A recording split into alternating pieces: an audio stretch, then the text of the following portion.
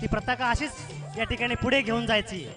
ही पालखी आपल्या खांद्यावरती दिलेली आहे मराठी शाळेची.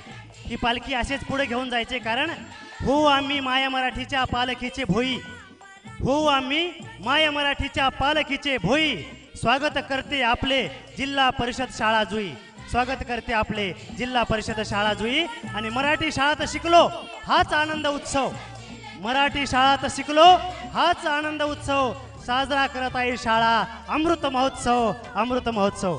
यानंतर आपलं मनोगत व्यक्त करण्यासाठी मी निमंत्रित करतोय गोपीनाथजी भगत, माजी विद्यार्थी गोपीनाथजी भगत यांना. आपण आपलं मनोगत या ठिकाणी व्यक्त करावं. आपण सर्वांनी वेळेचं भान या ठिकाणी ठेवायचं आहे. 2 मिनिट आपल्यासाठी वेळ आहे आणि निर्धारित वेळेमध्ये आपण आपलं मनोगत व्यक्त करायचं आहे. गोपीनाथ भगत.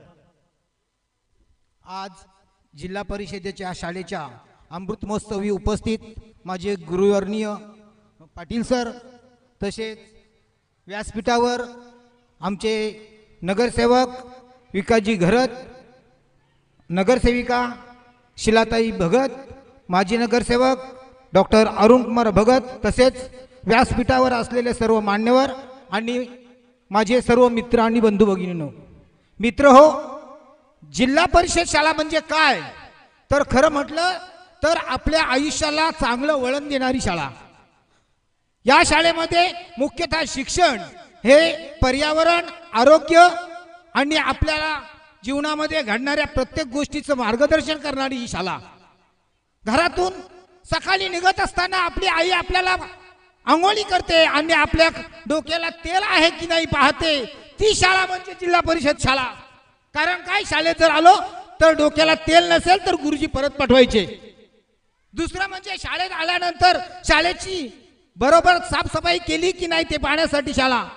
त्या शाळेमध्ये ठराविक मुलं ठेवली असायची आणि त्यांनी ती शाळा साडून घ्यायची.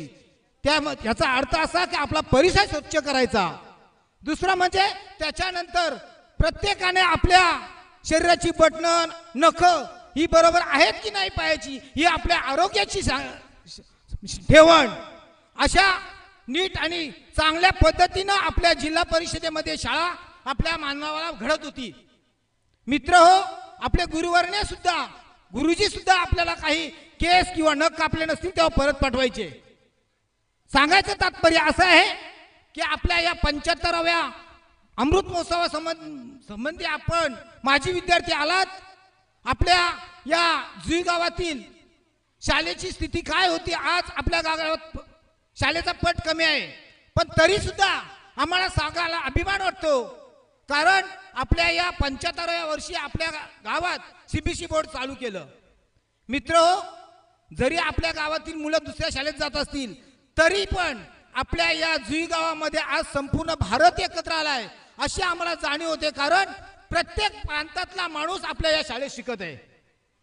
यूपी असो, बिहार असो, तमिळनाडू असो, केरळ असो, अशा अनेक भागातून येऊन आपल्या जिल्हा परिषदेची शाळा ही टिकवण्याचं काम संपूर्ण देशातील लोक करत आहेत.